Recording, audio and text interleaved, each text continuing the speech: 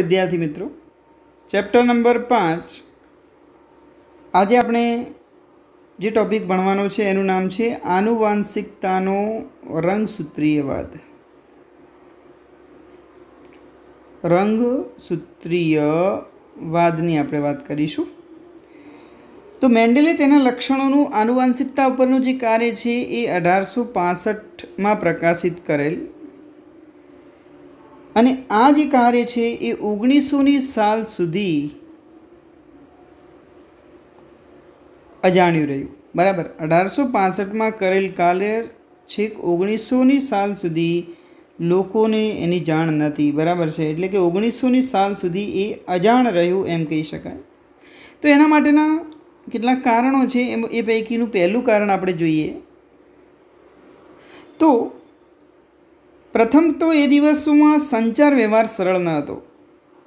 એ દિવસોમાં સંચાર વ્યવહાર સરળ ન હતો। બરાબર, હાલની જેમ અત્યારે જેમ જે રીતે આપણે સંદેશો એક જગ્યાએથી બીજી જગ્યાએ પહોંચાડવો હોય તો આપણે જે ઝડપથી પહોંચાડી શકીએ છીએ, બરાબર, એ વખતે એવું નહોતું અને પરિણામે જેનાથી તેઓના કાર્યને બહોળો જે છે પ્રચાર મળ્યો નહીં, જેનાથી તેના કાર્યને બહોળો પ્રચાર મળ્યો નહીં। બીજો મુદ્દો આપણે લઈએ કે જનીનો, મેન્ડેલે જેને કારકો નામ આપ્યું હતું, જેને અત્યારે આપણે જનીનો તરીકે ઓળખીએ છીએ, એની સંકલ્પના એ હતી કે એની સંકલ્પનાની આપણે વાત કરીએ તો તે લક્ષણોના નિયંત્રણની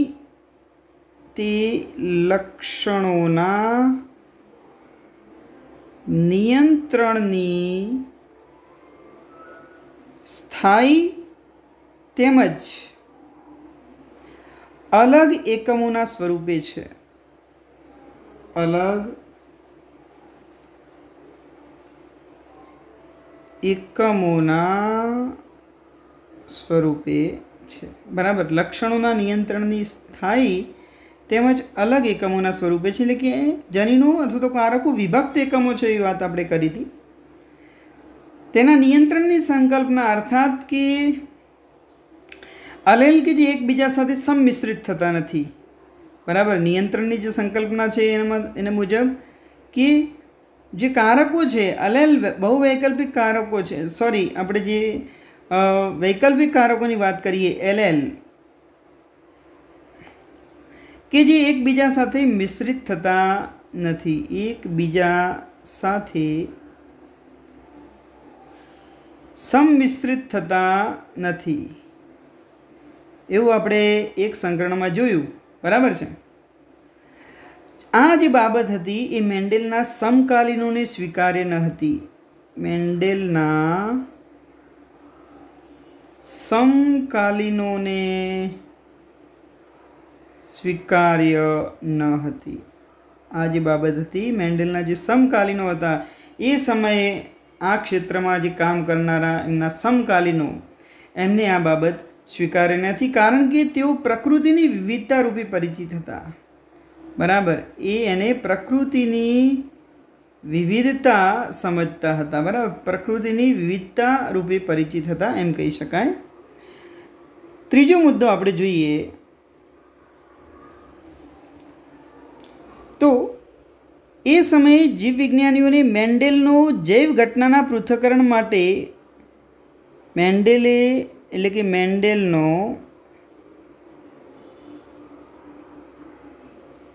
જૈવ ઘટનાના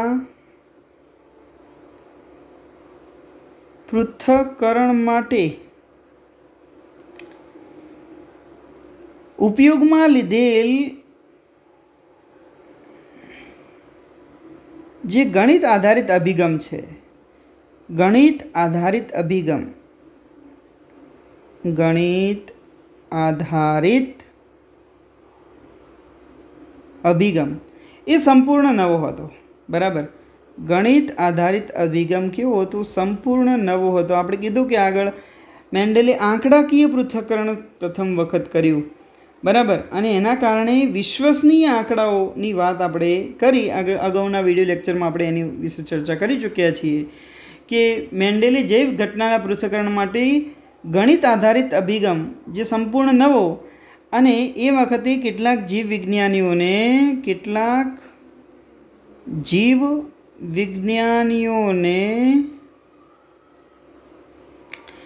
અથવા એ જીવ વિજ્ઞાનીઓ દ્વારા એ અસ્વીકાર્યો હતો. બરાબર છે. જીવ વિજ્ઞાનીઓ દ્વારા અસ્વીકાર્ય હતો.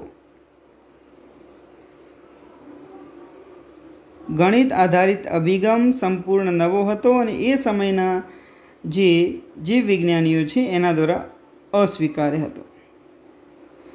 અંતમાં ભલે મેન્ડેલનું કાર્ય અંકિત કરતું હોય કે કારક વિભક્ત એકમો હોય છે, એટલે મેન્ડેલે કીધું કે કારકો વિભક્ત એકમો છે. કારકો એ વિભક્ત એટલે કે સ્વતંત્ર એકમો છે.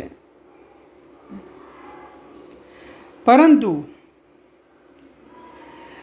તે તેની હાજરીનું ભૌતિક પ્રમાણ આપી શક્યા નહોતા. તે તેની હાજરીનું ભૌતિક પ્રમાણ આપી શક્યા નહીં. બરાબર છે. ભૌતિક પ્રમાણ આપી શક્યા નહીં એનો મતલબ કે એમને જે કારકોની વાત કરી એ કારકો ક્યાં આવેલા છે, બરાબર, એ સમજાવી શક્યા નહીં. અને બીજું કે તે કયા દ્રવ્યના બનેલા છે એ તે પણ ન બતાવી શક્યા. એનો મતલબ કે એ પણ ન બતાવી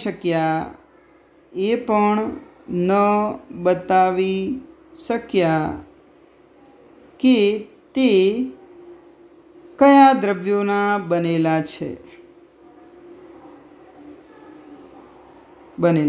એટલે અહીંયા જોઈ શકાય છે કે કારકો વિભક્ત એકમો છે એવી વાત એણે કરી, પણ તેની હાજરીનું ભૌતિક પ્રમાણ ન આપી શક્યા. એટલે કે એ કઈ જગ્યાએ આવેલા છે કારકો. બરાબર.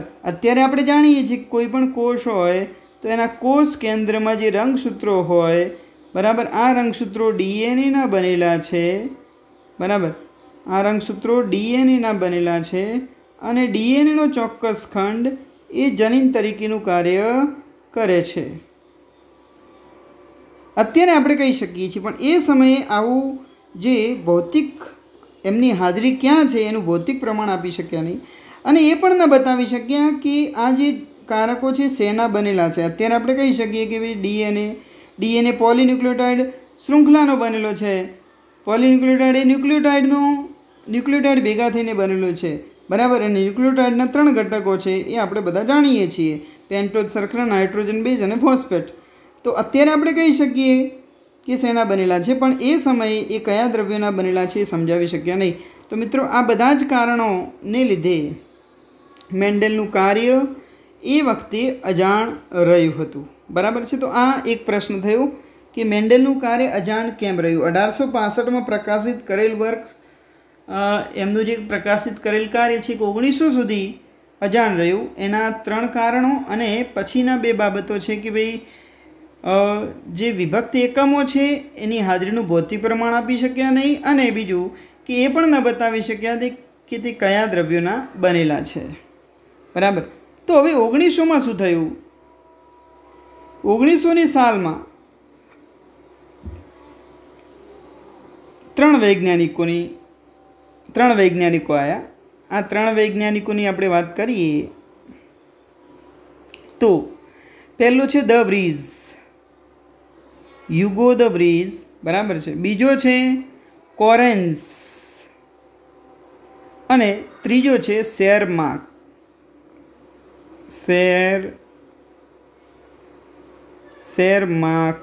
બરાબર. તો દ વ્રીઝ, કોરેન્સ અને શેરમાર્ક, આ જે 3 વૈજ્ઞાનિકો છે, બરાબર, એમણે સ્વતંત્ર સ્વરૂપે લક્ષણોની આનુવંશિકતા સંબંધી મેન્ડેલના પરિણામોનું પુનઃસંશોધન કર્યું. આ ત્રણેય વૈજ્ઞાનિકોએ મેન્ડેલના જે પરિણામો છે પરિણામોનું પુનઃ સંશોધન કર્યું બરાબર છે। તો એમસીક્યુમાં પૂછી શકાય કે મેન્ડેલના કાર્યનું પુનઃ સંશોધન કોને કર્યું? તો દ વ્રીઝ, કોરેન્સ અને શેરમાર્ક બરાબર। આવું એમસીક્યુમાં પૂછી શકાય છે મિત્રો। એ સમયે સૂક્ષ્મદર્શનની તકનીકીમાં પ્રગતિ થઈ, એનું કારણ શું? તો સૂક્ષ્મ દર્શનની તકનીકીમાં એટલે કે ટેકનોલોજીમાં પરિવર્તન આવ્યું, તકનીકીમાં પ્રગતિ થઈ બરાબર છે।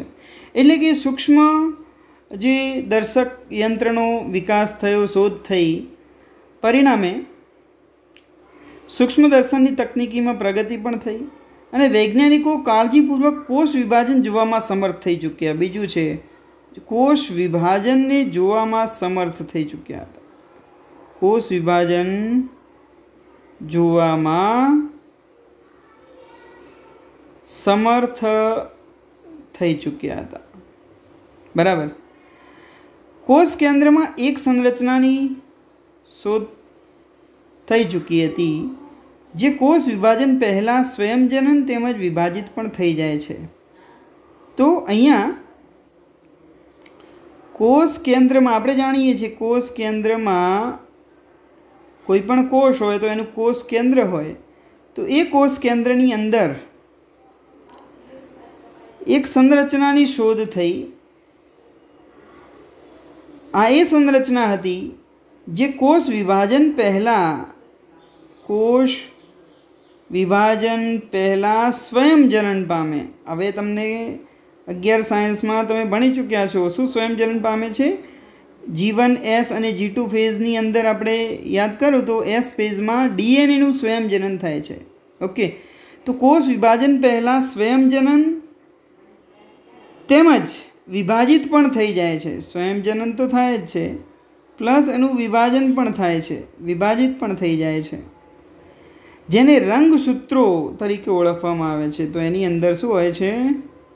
રંગસૂત્રો હોય છે, રંગસૂત્રો બરાબર છે, જેને આપણે રંગસૂત્રો એટલે કે રંગકાય કે જેને અભિરંજકથી જોઈ શકાય છે તેને આપણે શું કહીએ છીએ? રંગસૂત્રો કહેવામાં આવે છે બરાબર। તો અહીં 1900ની સાલમાં 3 વૈજ્ઞાનિકો દ વ્રીઝ, કોરેન્સ, શેરમાર્ક આ ત્રણેય ભેગા થઈને મેન્ડેલના પરિણામોનું પુનઃ સંશોધન કર્યું, સૂક્ષ્મદર્શનની તકનીકીમાં પ્રગતિ થઈ, કોષ વિભાજન જોવામાં સમર્થ થઈ ચૂક્યા એ વખતે વૈજ્ઞાનિકો। કોષ કેન્દ્રમાં એવી સંરચનાની શોધ થઈ કે જે કોષ વિભાજન પહેલાં સ્વયંજનન પામતી હતી અને વિભાજિત પણ થતી હતી, જેને આપણે રંગસૂત્રો તરીકે ઓળખીએ છીએ બરાબર છે। ત્યારબાદ 1902ની સાલની વાત કરીએ। 1902માં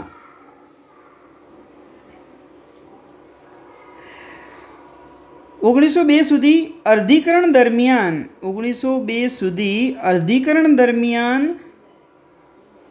અર્ધીકરણ દરમિયાન રંગસૂત્રોની હલનચલનની ગતિનું જ્ઞાન પ્રાપ્ત થઈ ગયું। રંગસૂત્રોની હલનચલનની ગતિનું જ્ઞાન 1902 સુધીમાં અર્ધીકરણ દરમિયાન રંગસૂત્રો કઈ રીતે મોમેન્ટ કરે છે, હલનચલન કરે છે એનું પણ જ્ઞાન પ્રાપ્ત થઈ ગયું હતું। 2 વૈજ્ઞાનિકો એના પછી છે વોલ્ટર સટન અને બીજો જે વૈજ્ઞાનિક છે એનું નામ છે થિયોડોર બોવરી।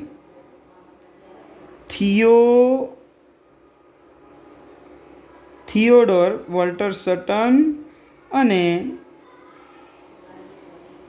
થિયોડોર બોવરી આ 2 વૈજ્ઞાનિકોએ જોયું કે રંગસૂત્રોનો વ્યવહાર પણ જનીન જેવો જ છે। આ બંને એ જોયું કે રંગસૂત્રોનો વ્યવહાર રંગસૂત્રોનો વ્યવહાર જનીન જેવો જ છે। બરાબર, એટલે અહીંયા આપણે વાત કરીએ, MCQમાં આ પૂછી શકાય, એવું પૂછાય પરીક્ષામાં કે રંગસૂત્રનો વ્યવહાર જનીન જેવો જ છે એવું કોણે પ્રતિપાદિત કર્યું? તો વોલ્ટર સતન અને થિયોડોર બોવરી। બરાબર છે, તેઓએ મેન્ડેલના નિયમોને રંગસૂત્રોની હલનચલનની ગતિવિધિ દ્વારા સમજાવ્યા।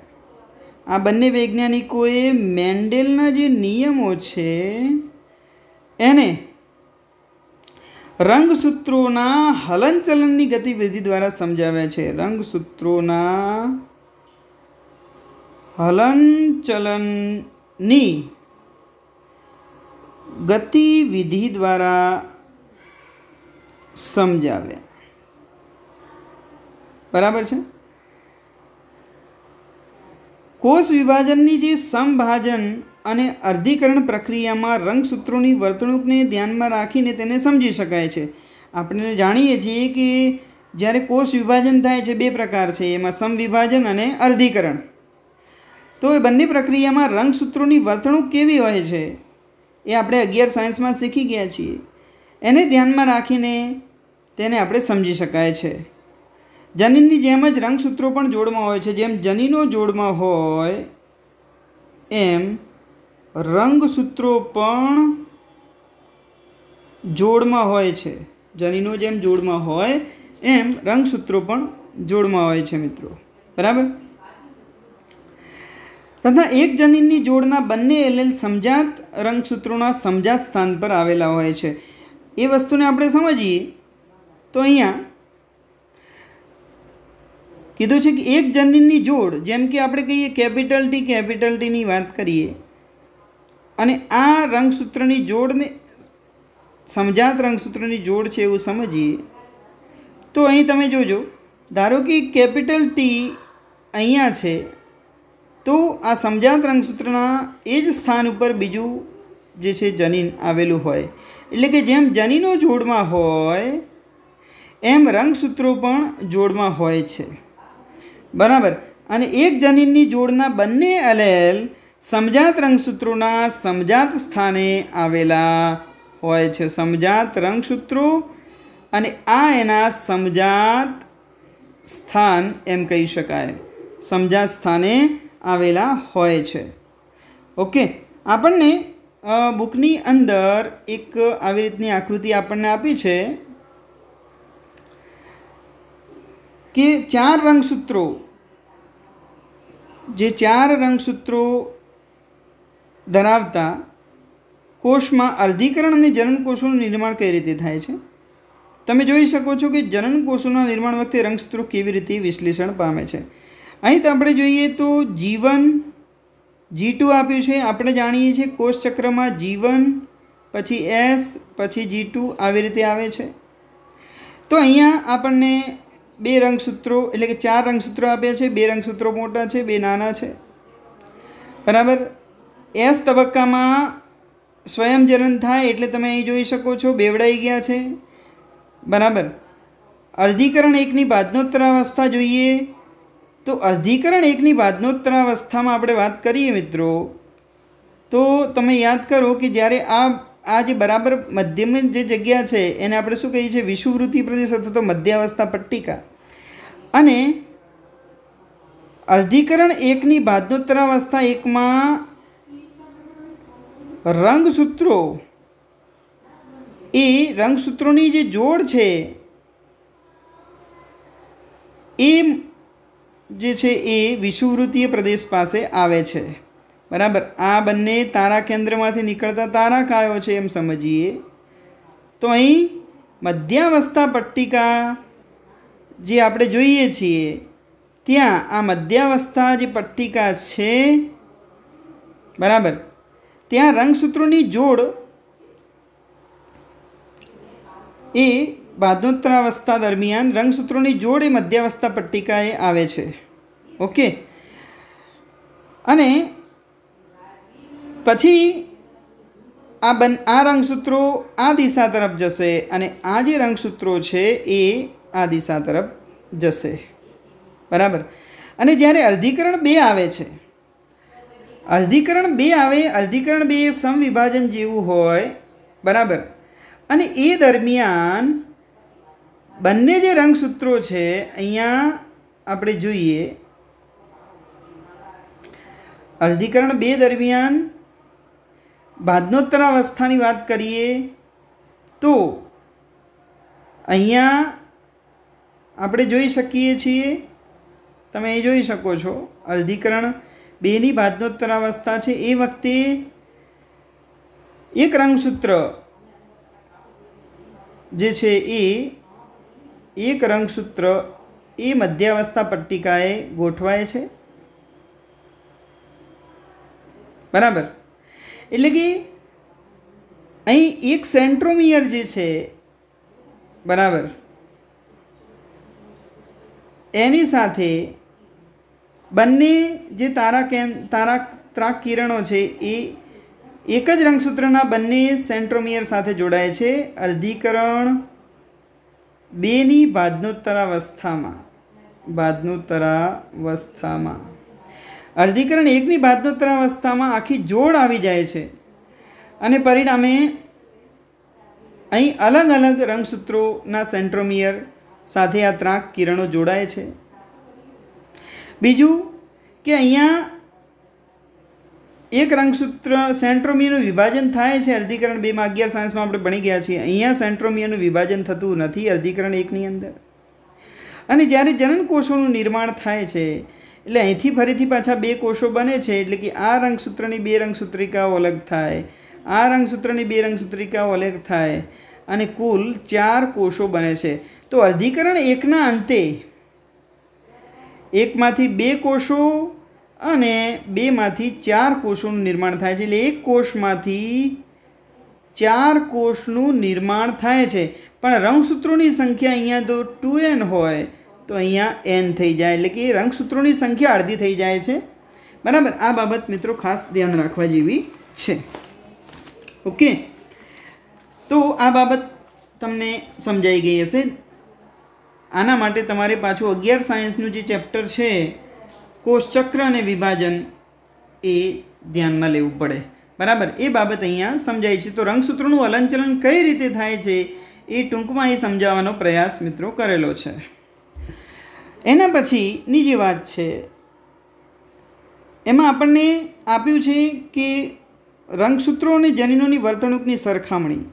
તો A અને B કોલમ આપી છે, તો અહીં લખ્યું છે જોડમાં હોય છે, જોડમાં હોય છે. તો અહીંયા આપણે જાણીએ રંગસૂત્રો પણ જોડમાં હોય, જનીનો પણ જોડમાં હોય, બરાબર. બીજું વિધાન જોઈએ, જન્યુ નિર્માણ દરમિયાન એવી રીતે વિશ્લેષણ પામે છે કે જન્યુઓની પ્રત્યેક જોડમાંથી માત્ર એક જ જન્યુમાં પ્રવેશી શકે છે. તો આ વિધાન રંગસૂત્ર માટે પણ લાગુ પડે છે, જનીનો માટે પણ લાગુ પડે છે. જન્યુ નિર્માણ દરમિયાન વિશ્લેષણ પામે છે અને જોડમાંથી માત્ર એક જ જન્યુને પ્રાપ્ત થાય છે. તો આ વિધાન પણ જન્યુ અને રંગસૂત્ર બંનેને સમાન રીતે લાગુ પડી શકે, બરાબર.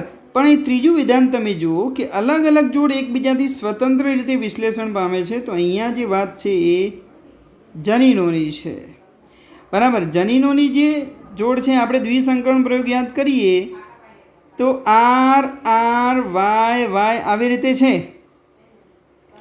તો જ્યારે જન્યુ બને છે ત્યારે આ ગોળાકાર માટેનું જનીન અને પીળા રંગ માટેનું જનીન બંને સ્વતંત્ર રીતે, આ જે જોડ છે એકબીજાથી સ્વતંત્ર રીતે વિશ્લેષણ પામતી હોય છે. જ્યારે અહીંયા એક જોડ બીજી જોડથી સ્વતંત્ર રીતે વિશ્લેષણ પામે છે. અહીંયા રંગસૂત્રોની વાત છે. રંગસૂત્રોની જે એક જોડ છે એ બીજી જોડથી સ્વતંત્ર રીતે વિશ્લેષણ પામે છે, બરાબર. તો આપણે એમ કહી શકીએ કે અહીંયા જનીનો આવશે, અહીંયા રંગસૂત્રો આવી શકે મિત્રો, બરાબર. એક જોડ બીજી જોડથી સ્વતંત્ર રીતે વિશ્લેષણ પામે છે. ઓકે, એના પછી જોઈએ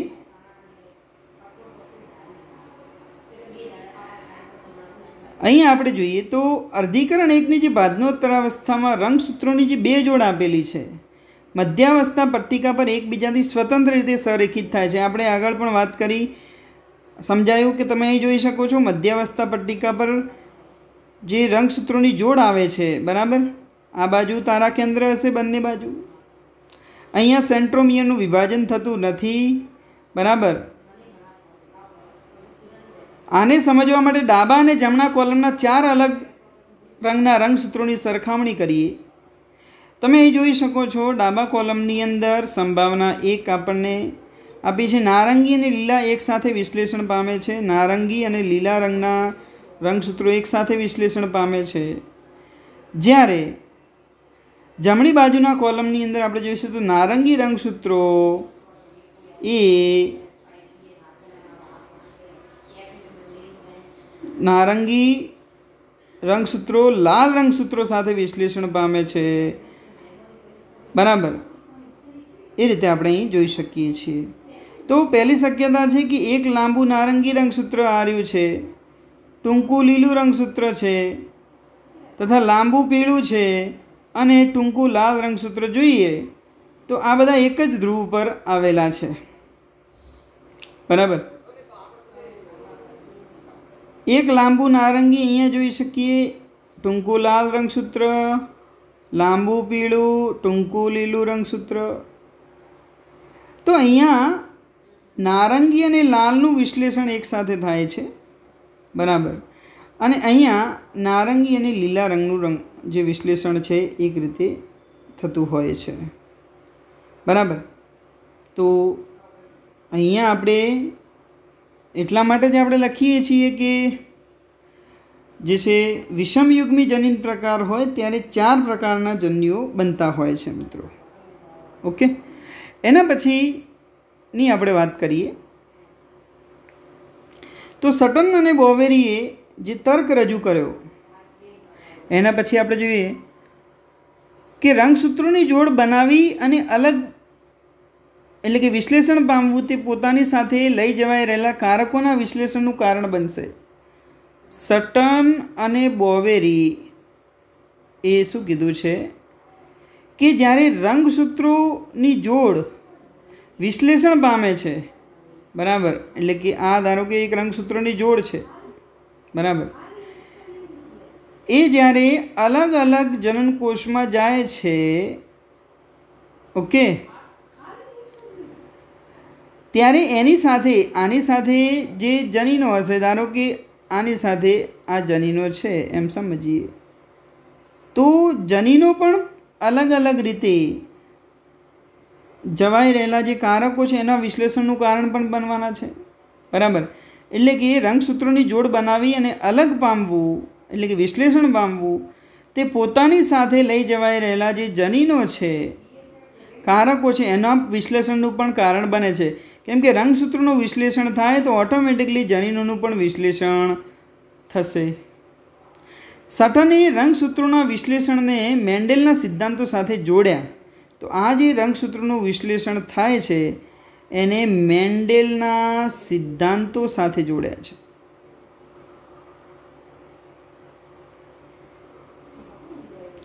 બરાબર છે.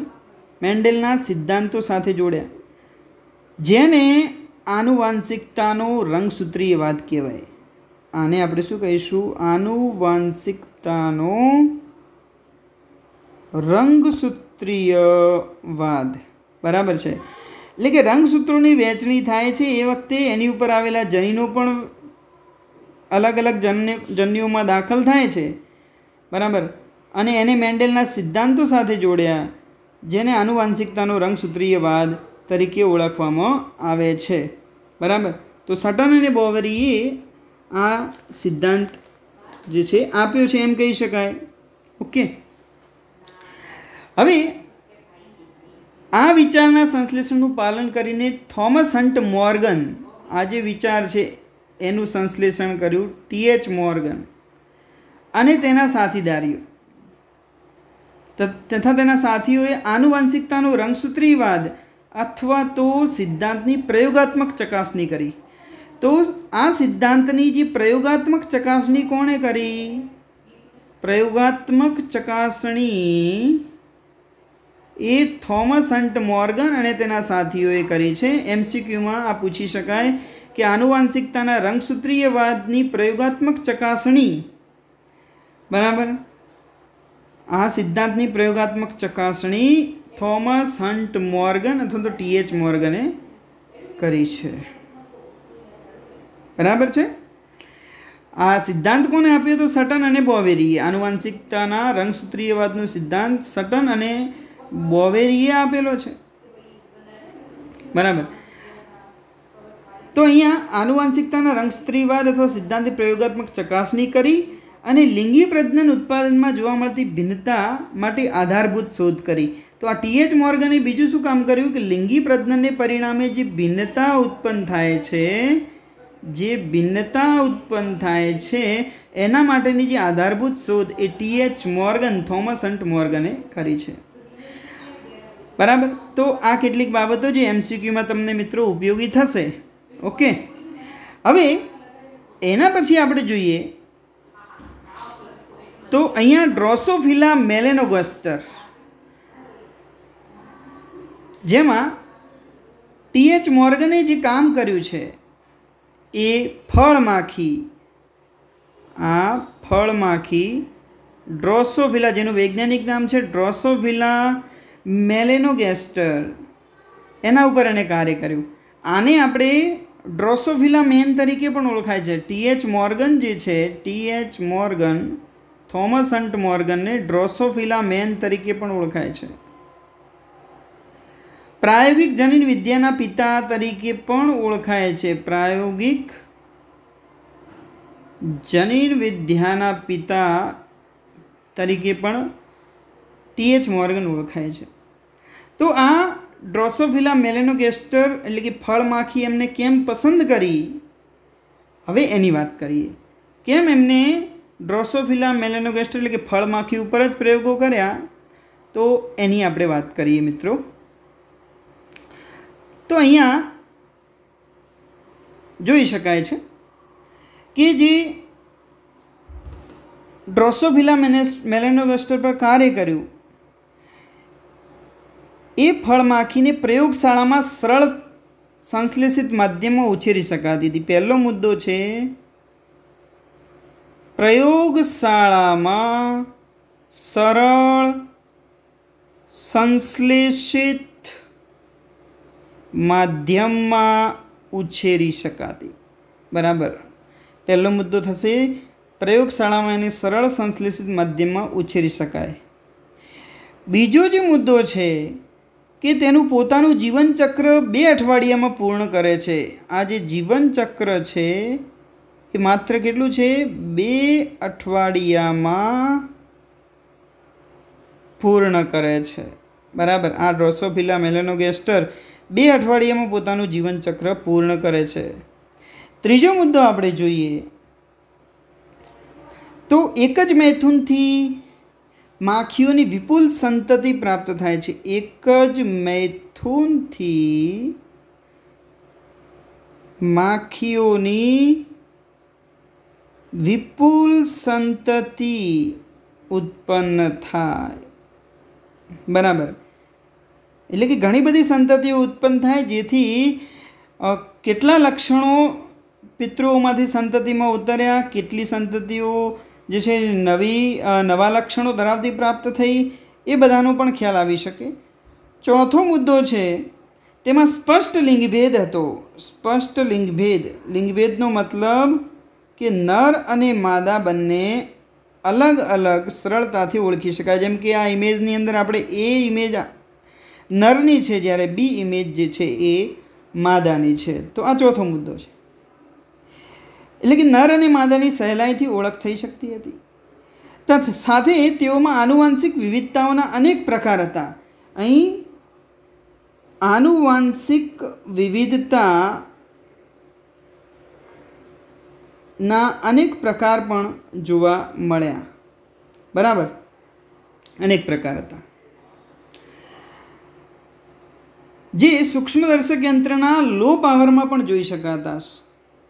તો સૂક્ષ્મદર્શક યંત્રના લો પાવરમાં જોઈ શકાય, બરાબર. આનુવાંશિક વિવિધતાના અનેક પ્રકારો એટલે કે કેટલું જુદાપણું જોવા મળે છે, બરાબર. અને એ જુદાપણું આપણે સૂક્ષ્મદર્શક યંત્રના લો પાવરમાં જોઈ શકીએ છીએ. તો આ બધી જ ખાસિયતોને કારણે મેન્ડેલ એટલે કે ટી.એચ. મોર્ગને ફળમાખીની પસંદગી કરી. મિત્રો, એવો પ્રશ્ન પૂછાય કે ફળમાખીની પસંદગી કેમ થઈ, બરાબર. તો પહેલો મુદ્દો છે પ્રયોગશાળામાં સરળતાથી સંશ્લેષિત માધ્યમ એટલે કે સરળ સંશ્લેષિત માધ્યમમાં એને ઉછેરી શકાય. બીજો મુદ્દો છે જીવનચક્ર 2 અઠવાડિયામાં પૂર્ણ થઈ શકે, એટલે કે 2 અઠવાડિયામાં જે છે એ એનું જીવનચક્ર પૂર્ણ થાય, એટલે કે એની ઘણી બધી પેઢીઓનો અભ્યાસ થઈ શકે. હંમેશા એવા સજીવને પસંદ કરવામાં આવે જનીન વિદ્યાના અભ્યાસ માટે કે જેમાં જીવનચક્ર ટૂંકું હોય અને જેનાથી એની ઘણી બધી પેઢીઓ સુધીનો અભ્યાસ કરી શકાય. એટલા માટે ફળમાખીનું જીવનચક્ર માત્ર 2 અઠવાડિયામાં જ પૂર્ણ થાય છે, બરાબર. અને એટલા માટે જ આપણે જે છે ટી.એચ. મોર્ગને ફળમાખીની પસંદગી કરી છે. ત્રીજો મુદ્દો છે એક જ મૈથુનથી માખીઓની વિપુલ સંતતિ ઉત્પન્ન થાય. ઘણી બધી સંતતિ ઉત્પન્ન થાય તો એ દરેક સંતતિને માં કેવા પ્રકારનું જે છે એ લક્ષણો જોવા મળે છે, એટલે કે પિતૃઓ જેવા કેટલા છે, પિતૃઓથી અલગ કેટલા છે, એ બધું જ ખ્યાલ આવી શકે, બરાબર. ચોથો મુદ્દો છે સ્પષ્ટ લિંગભેદ જોવા મળે છે, એટલે કે નર અને માદાને સહેલાઈથી ઓળખી શકાય છે. આપણને ઇમેજમાં નર અને માદા બતાવેલું છે. અને પાંચમો મુદ્દો છે આનુવંશિક વિવિધતાના અનેક પ્રકારો છે, એટલે કે એની અંદર ઘણી બધી વિવિધતા જોવા મળે અને આ બધી જ વિવિધતાઓ સૂક્ષ્મદર્શક યંત્રના લો પાવરમાં પણ જોઈ શકાય છે. તો મિત્રો, આજે આપણે આનુવંશિકતાના રંગસૂત્રીય વાદનો અભ્યાસ કર્યો. મેન્ડેલનું કાર્ય કેમ અજાણ્યું રહ્યું એની પણ વાત કરી. રંગસૂત્રો અને જનીનોમાં શું ફરક છે એની વાત કરી. કઈ રીતે રંગસૂત્રોની વહેંચણી અને જનીનોની વહેંચણી થાય છે એ ચર્ચા કરી. અને થોમસ હન્ટ મોર્ગને ફળમાખીની પસંદગી કેમ કરી એની વાત કરી. તો આજે આપણે આટલું જ રાખીએ છીએ. નેક્સ્ટ વિડીયો લેક્ચરમાં આપણે સહલગ્નતા અને પુનઃસંયોજન વિશે અભ્યાસ કરીશું. આવજો મિત્રો.